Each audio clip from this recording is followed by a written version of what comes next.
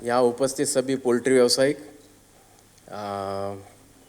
Waste Bengal poultry federation के सभी पदाधिकारी और ऑर्गेनाइजेशन कमेटी के मेंबर, मेरे सीनियर्स, कलीग, आप सभी का स्वागत करता हूँ।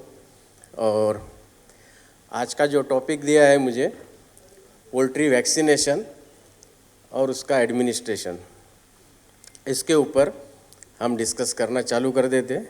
समय कम है, इसलिए कोशिश करेंगे सब कवर करने की। सबसे ज़्यादा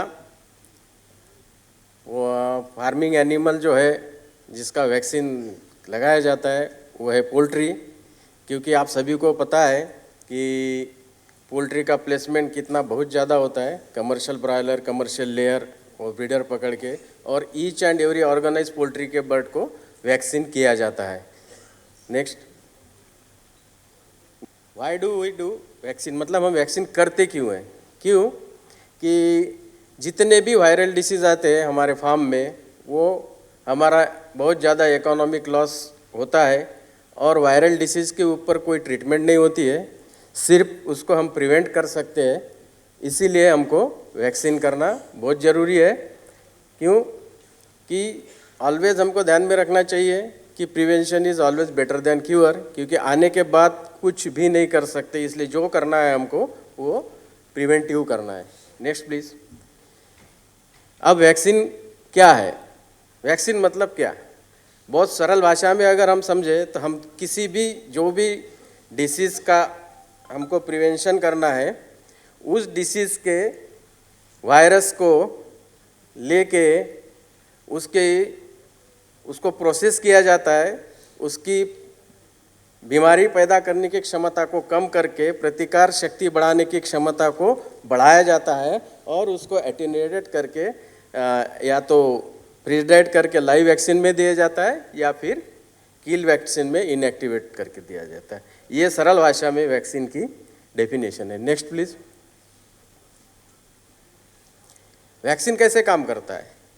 वैक्सीन ये एक बायोलॉजिकल प्रोडक्ट है जो कि स्पेसिफिक डिसीज़ की इम्यूनिटी को वहाँ कार्यरत करता है।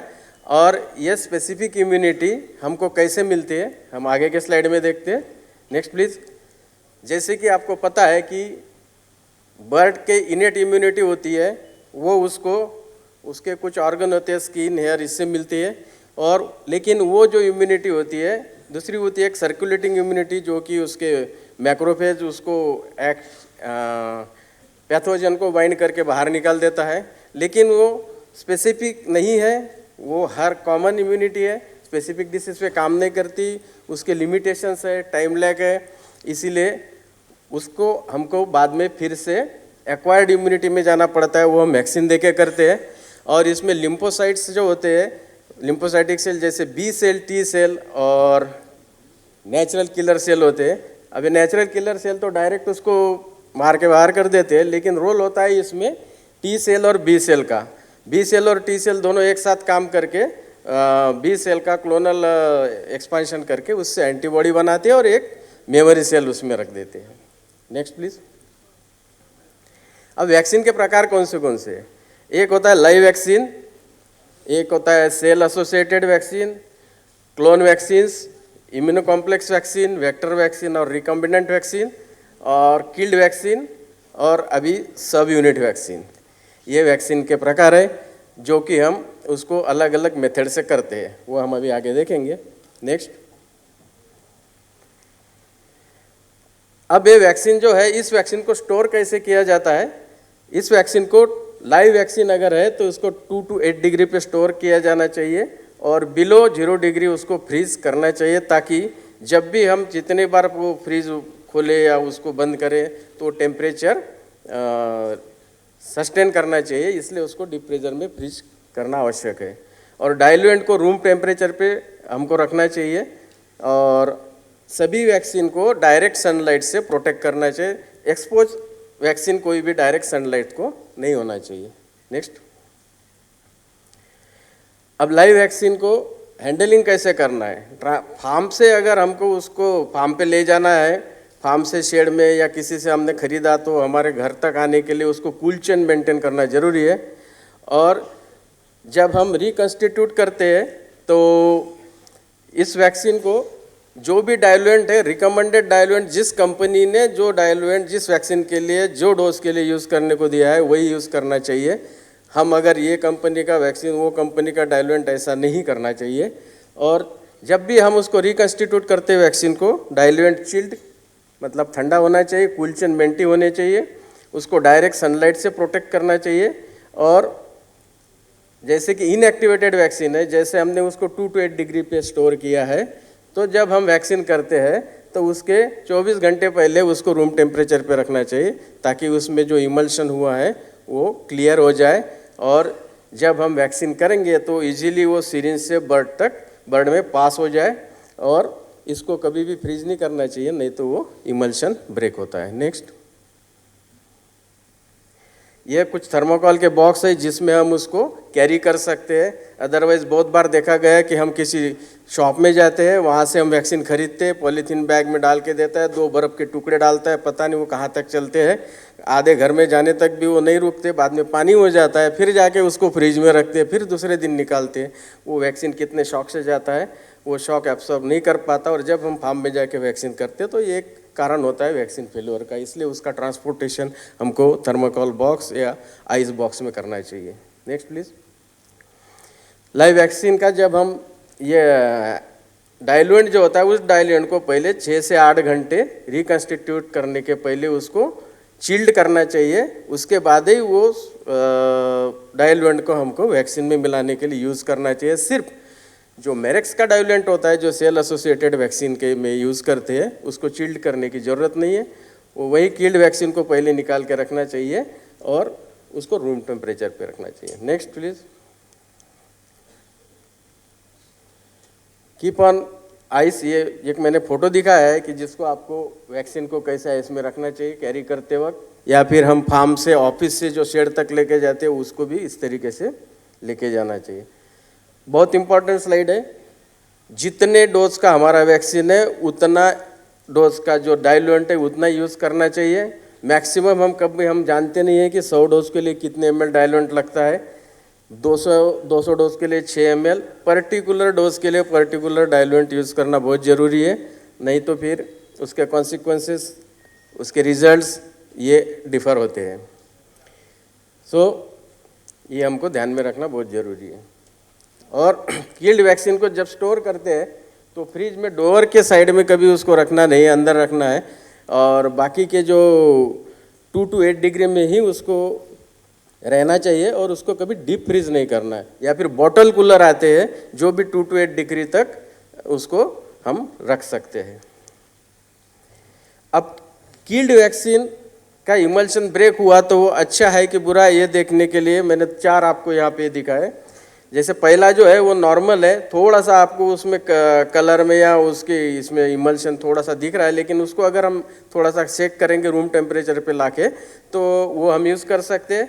दूसरे वाला जो बॉटल है वो भी हम यूज़ कर सकते हैं यहाँ तक। लेकिन ये जो ब्रोकन इमल्शन है जिसमें 3 लेयर आ चुके हैं तो वो हम यूज़ नहीं करना चाहिए।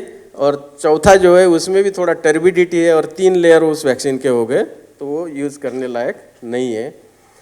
वो होता है इम्प्रॉपर हैंडलिंग। जैसे कि देखिए जहाँ दवाई रखे वहाँ पे हमने किल्ड वैक्सीन की बोतल रखी है जिसको कि हमको 2 to 8 डिग्री पे रखना चाहिए, लेकिन मैक्सिमम ये गलती होती है कि साहब कुछ नहीं होता, ये तो थर्मोकॉल बॉक्स में हमने रख दिया तो भी चल जाता है।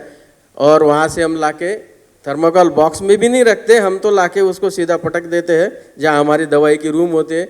वो दवाई की रूम जहाँ हमने सब फीड के मटेरियल रखे रहते हैं उसके साथ ही वैक्सीन को रखा जाता है, तो उसकी वजह से उसकी क्वालिटी ख़राब हो सकती है और वैक्सीन फेलियर के चांसेस ज़्यादा हैं।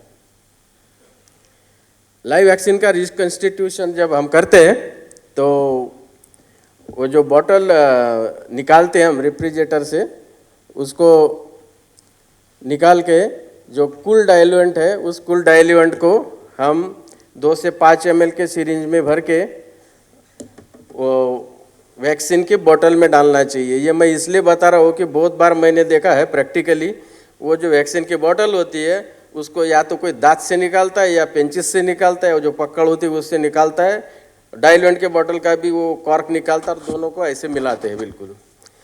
ये इसलिए नहीं करना चाहिए कि वो जो वैक्सीन का बोतल होता है उसमें निगेटिव प्रेशर होता है, उसका अगर अपन कॉर्क खोलेंगे तो एनवायरनमेंट में जितने भी हमारे शरीर में बैक्टीरिया वायरस है सब उसमें जाएंगे और उसकी वैक्सीन की एफिकेसी कम हो जाएगी। इसीलिए सिरिंज 5 ml या 2 ml के लेके कुल डाइल्यूएंट निकालो, उसको वैक्सीन की बोतल में सिर्फ आपको ऐसा इंसर्ट करना है, वो अपने आप अंदर खींच लेता है और उसको जेंटल शेक करके फिर उसके अंदर से आपको वो डाइल्यूएंट निकाल के आपके वैक्सीन वायल में डालना है, फिर से एक बार निकाल के उसको रिंस करके फिर बॉटल में डालना है। ये जो फुल हाथ में पकड़ के बॉटल लेके निकाल रहे वो हमारे बॉडी टेम्परेचर इसमें जाएगा तो स्पॉइल कर सकता है। करेक्ट है, उसका कॉर्क पकड़ के आप उसको निकाल लीजिए। किल्ड वैक्सीन का जो प्रिपरेशन है उसमें हमको 8 से 12 घंटे उस बॉटल को निकाल के रखना है, और जब जब हम वो वैक्सीन को हमारे ऑटोमेटिक सिरिंज में भरते हैं तब तक उसको एक बार रिंस करना है, 8 से 10 बार उसको हिला के फिर डालना है। फिर ये अगर हमारा खून ख़त्म हो गया फिर से जब लेते हैं तब उसको हमको फिर से शेक करके ही लेना चाहिए। अब वैक्सीनेशन के मेथड्स क्या है?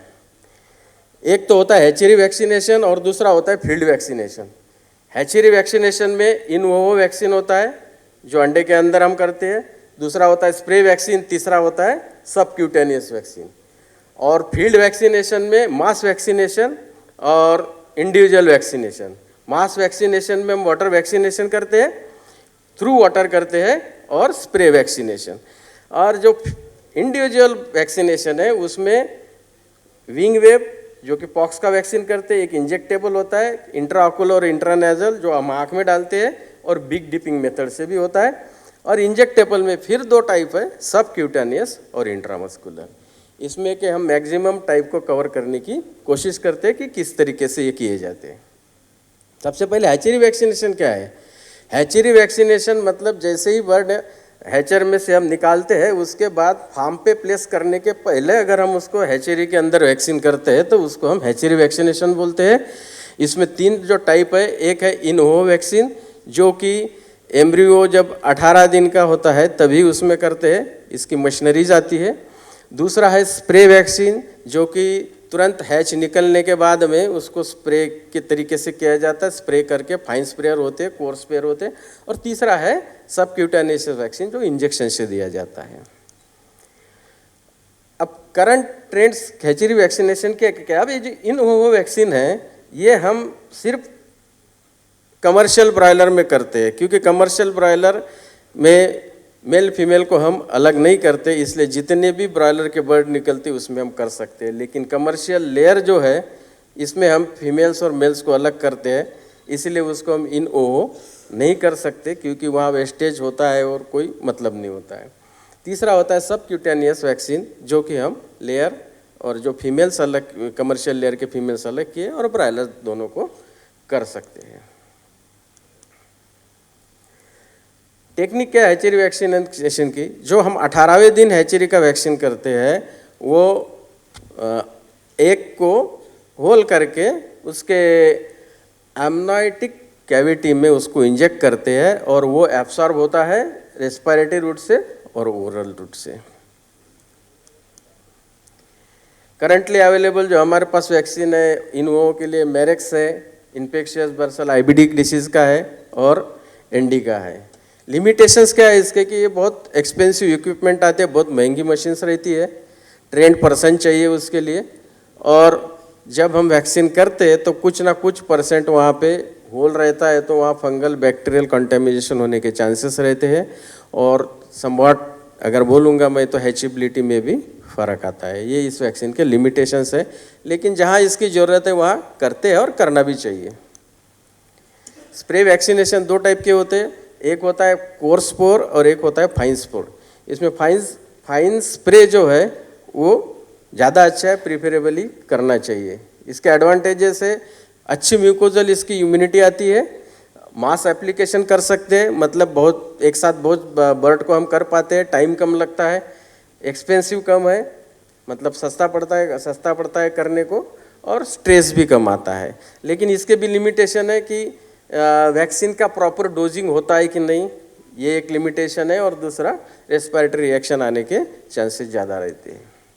Subcutaneous vaccine automatic vaccinator machine से किया जाता है और इस वैक्सीन को हम बर्ड के नेक रीजन में देते हैं, जैसे कि एमडी इनएक्टिवेटेड वैक्सीन हो गया, डेवोल्ट चिक में हम करते हैं, उसके साथ में हम इम्यूनो कॉम्प्लेक्स वैक्सीन है, किल्ड वैक्सीन है। अब इसके एडवांटेज क्या है कि इसकी इम्यूनिटी जो है यूनिफॉर्म आती है।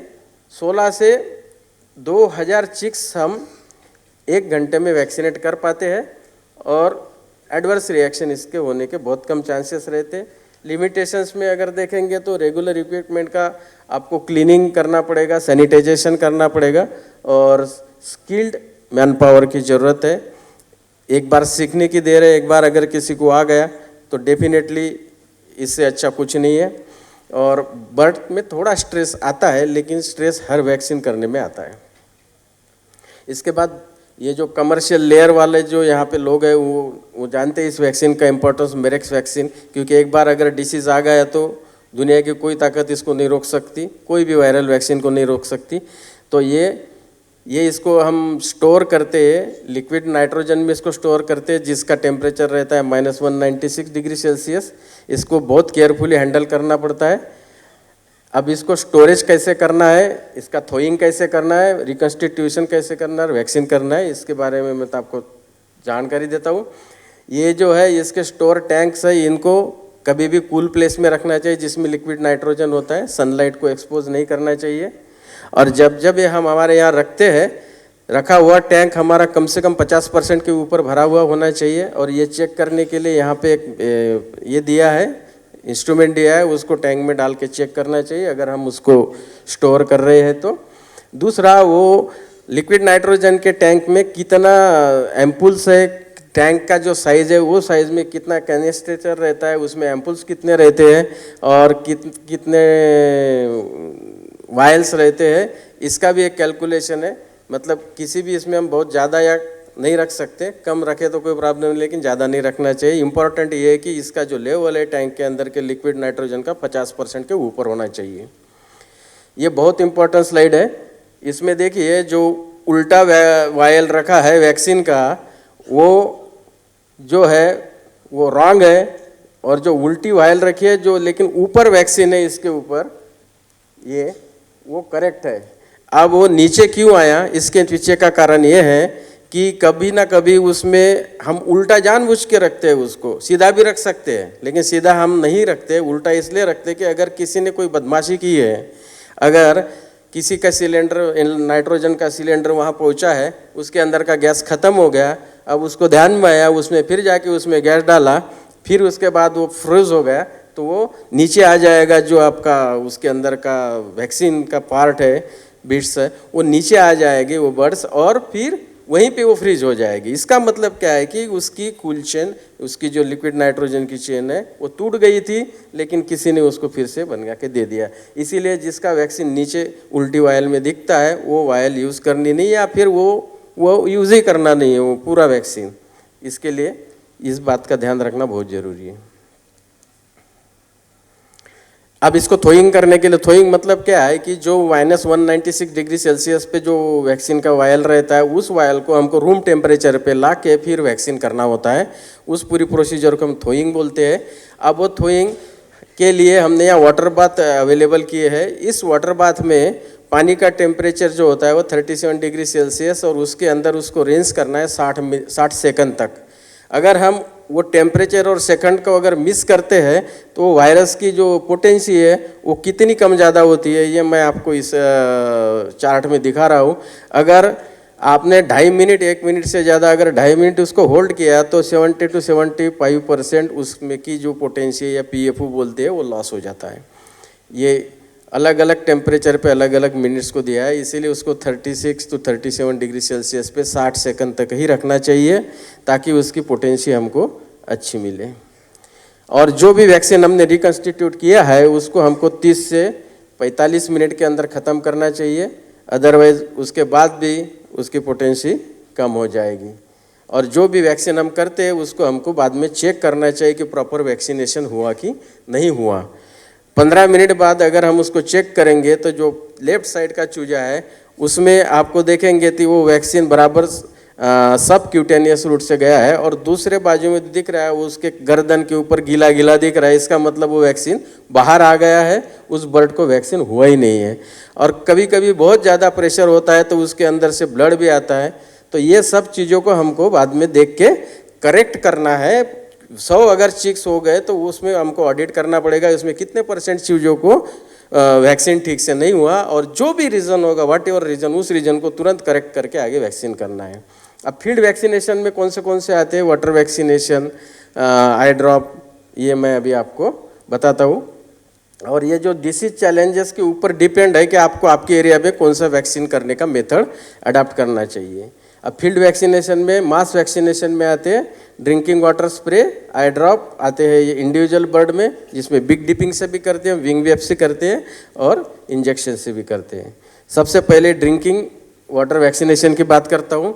सबसे कठिन अगर कोई वैक्सीन होगा करने का तो वो है ड्रिंकिंग वाटर का वैक्सीन, जो कि लोगों को लगता है कि बहुत आसान है, क्योंकि ये ड्रिंकिंग वाटर का वैक्सीन के लिए हमको क्लीन और ड्रिंकेबल वाटर चाहिए, उसका pH 5.7 to 7 पॉइंट होना चाहिए, और सैनिटाइज़र फ्री होना चाहिए। उसके लिए आपको उसको शॉक ऑब्जर्वर डालने पड़ेंगे, जैसे कि स्किम मिल्क पाउडर या फिर वैक्श्योर टाइप की टैबलेट आती है। ये टैबलेट आपको उसके डालने के बाद 10 मिनट तक रखना चाहिए, फिर आपने रिकन्स्टिट्यूट किया हुआ वैक्सीन उसमें डालना चाहिए। उसके बाद में इम्पॉर्टेंट बात होती है कि आप उसके लिए जो भी बर्तन यूज़ कर रहे हैं वो आपके प्लास्टिक के होने चाहिए, मेटल के अवॉइड करो, क्योंकि कुछ मेटल्स के वजह से वायरस अफेक्ट होता है, उसकी पोटेंसी कम होती है। और जो वैक्सीन का जो पानी है वो मैक्सिमम 1 से 2 घंटे के अंदर ख़त्म होना चाहिए। एक्चुअल टेम्परेचर जो बर्ड के बिक तक जाता है वो 15-16 डिग्री तक होना चाहिए, ताकि बर्ड पिए। बहुत ज़्यादा चिल रहा है तो बर्ड पिएगा भी नहीं। और पानी का कैलकुलेशन कैसे करेंगे, जैसे कि कितना पानी लेना चाहिए। अगर कल बर्ड ने जितना फीड खाया, सपोज उसका 2.5 गुना वो पानी पिएगा, और उस 2.5 गुना पानी का 20% हम ब्रॉयलर के लिए लेना चाहिए, और वो 2.5 गुना पानी का 30% हमको कमर्शियल लेयर के लिए लेना चाहिए। और जो पानी होता है उस पानी को ठंडा करने के लिए 1 kg आइस पर 10 लीटर हमको डालना चाहिए।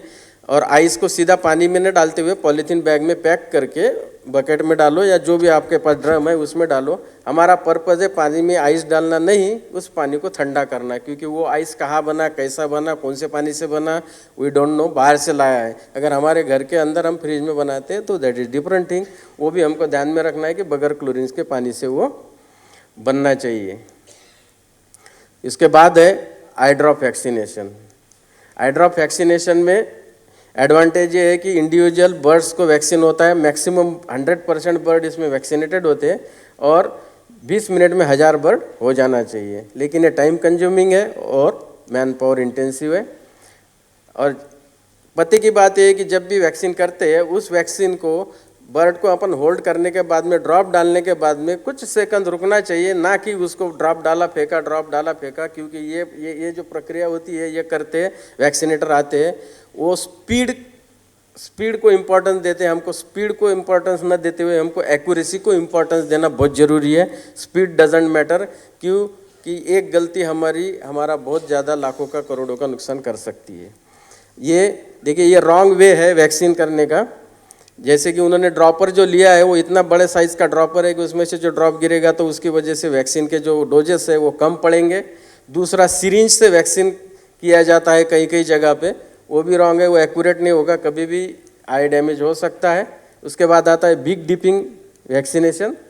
ये रिकन्स्टिट्यूशन करने के लिए हमको जितना भी अगर स्टैंडर्ड डोज है उसके डबल डोज लेने पड़ेंगे।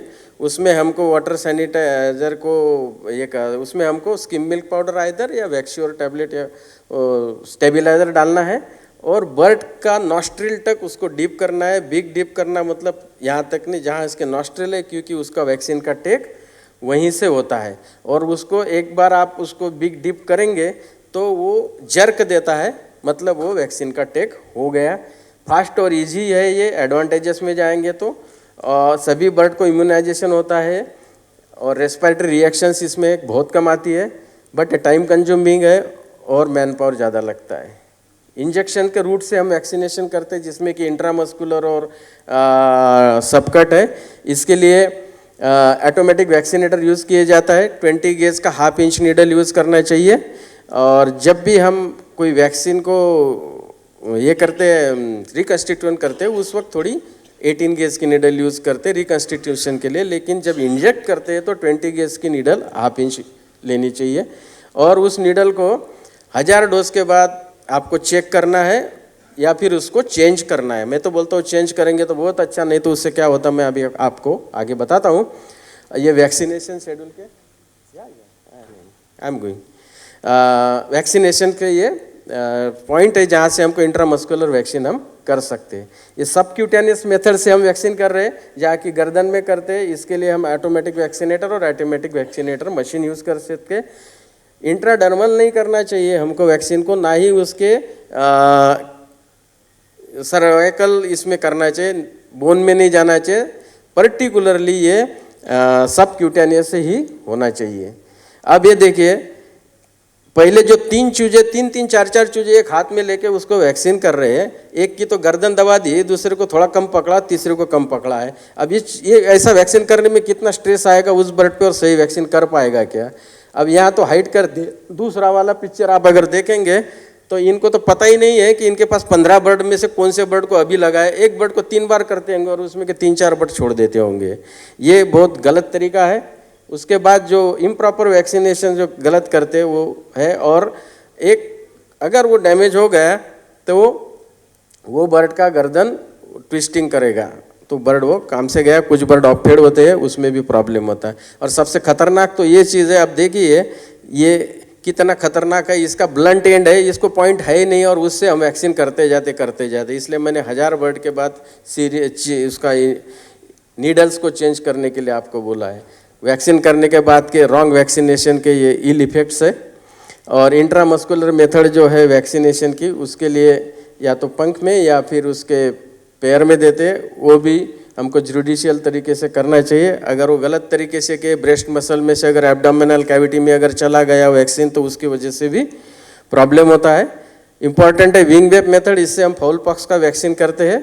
इसके लिए लैंसेट की ज़रूरत होती है, और ये लैंसेट हमको स्टेराइल इसमें डाइल्यूएंट में डाल के उसको प्रॉपर इस तरीके से करनी चाहिए कि वो बराबर हो जाए। और इसमें जो लैंसेट डालते हैं वो पूरी नहीं डुबोने चाहिए। अगर पूरी हम उसमें डुबोएंगे तो वो वैक्सीन वेस्ट होगा। उसके नीचे के जो पॉइंट है वो उस तरीके से उसमें एक ड्रॉप आता है, 0.02 ml का पर बर्ड करना चाहिए। और आपका वैक्सीन सही तरीके से हुआ कि नहीं इसका ऑडिट करना चाहिए। 10 दिन बाद जब हम उस बर्ड को जहाँ वैक्सीन किया उस जगह को देखेंगे, 10% बर्ड में उसके स्कैप फॉर्मेशन अगर होता है, ऐसे जैसे हम बचपन में माता का वैक्सीन लगाते तो यहाँ पे उस पर निशान बनते थे, ऐसे निशान बनने चाहिए। अगर ऐसे बर्ड में निशान बने हैं तो समझ लो कि वैक्सीन हमारा बहुत अच्छा हुआ है। और गाइडलाइंस है जिसके बारे में मैंने डिस्कस ऑलरेडी किया है। हमको क्या क्या प्रिकॉशन लेनी है अभी बताया। वैक्सीन फेलियर के चांसेस क्या है? सबसे इम्पोर्टेंट होता है स्ट्रेस, एनवायरनमेंट स्ट्रेस बोलो, या फिर इम्प्रॉपर न्यूट्रिशन रहा, पैरासिटिक इन्फेक्शन रहा बर्ड में, या फिर बर्ड इंक्यूबेशन पीरियड में रहा, वो डिसीज कंडीशन में है। हेल्दी बर्ड को वैक्सीन करना चाहिए। दूसरा, हैंडलिंग अगर इम्प्रॉपर हुआ तो भी वैक्सीन के फेलियर के चांसेस ज़्यादा है। और डायरेक्ट एक्सपोजर नहीं होना चाहिए सनलाइट को। दूसरा, कोल्ड चेन मेंटेन होना बहुत ज़रूरी है। पानी में स्टेबलाइजर डालना बहुत ज़रूरी है। रिकन्स्टिट्यूशन एरर कम करना चाहिए। चिक्स में अगर कोई बीमारी आ रही है इंक्यूबेशन में, और उस टाइम में हम अगर वैक्सीन करते हैं तो डेफिनेटली रिएक्शंस आएंगे, वैक्सीनेशन फेलियर के चांसेस ज़्यादा है। जैसे इम्यूनोसप्रेसिव डिसीजेज है, IBD, MD, रियो, CAV, GI ट्रैक इन्फेक्शन और माइकोटॉक्सिन, ये भी अगर रहे तो भी आपके वैक्सीन के टाइटर्स अच्छे से नहीं बनेंगे। वैक्सीन का टाइम क्या है, 2 वैक्सीन के बीच की गैप क्या है? अगर बहुत ज़्यादा लेट हो गए हैं तो वहाँ पे इंक्यूबेशन में अगर डिसीज़ है उसमें वैक्सीन करेंगे तो और प्रॉब्लम आएगा। और जो वैक्सीन आपने ख़रीदा है वो सही में SPA बैग में बना है कि SPA बैग में नहीं बना है, ये भी सबसे इम्पोर्टेंट पॉइंट है, ताकि हमारा वैक्सीन ठीक तरीके से हो जाए। पुअर बायोसिक्योरिटी के बारे में अभी बहुत ज़्यादा डिस्कशन हुआ है, लेकिन हमको डेट बर्ड डिस्पोजल पिट रखना चाहिए, वैक्सीन अच्छे से डिस्पोज करना चाहिए। इस तरीके का प्रदर्शन नहीं होना चाहिए, वैक्सीन किया और फेंक दिया, इसको अच्छे से जलाना चाहिए। मॉर्टलिटी को हमको अच्छे तरीके से डिस्पोज करना चाहिए, या जलाओ या तो फिर ज़मीन के अंदर उसको गाड़ो। और हमारे फार्म के जो एंट्रेंस होते हैं उसको हमको अच्छे तरीके से डिसइंफेक्टेंट करना चाहिए जब भी लोग आते, गाड़ी आती, सभी को। और शेड के अंदर अमोनिया का परसेंटेज 30 ppm से कम होना चाहिए, नहीं तो जो भी हम वैक्सीन दें उसके एंटीबॉडी टाइटर्स बनेंगे नहीं, वैक्सीन रिएक्शंस के भी चांसेस है। समरी यही है, इज माय लास्ट स्लाइड, कि सिलेक्शन ऑफ वैक्सीन और proper administration of this time is essential element. ये फाउंडेशन है हमारे पोल्ट्री का अगर वैक्सीनेशन करना है तो। और poultry vaccines methods are the fundamentals, बिल्कुल उसके सिवा हम अच्छा अगर वैक्सीन नहीं करेंगे तो कुछ नहीं हो पाएगा। इसकी वजह से प्रिवेंशन ही होती है, पोल्ट्री में ट्रीटमेंट नहीं होती है। So good vaccine, correct administration, competent immune system means good protective immunity. आप सभी ने अच्छे से सुना, थैंक यू वेरी मच।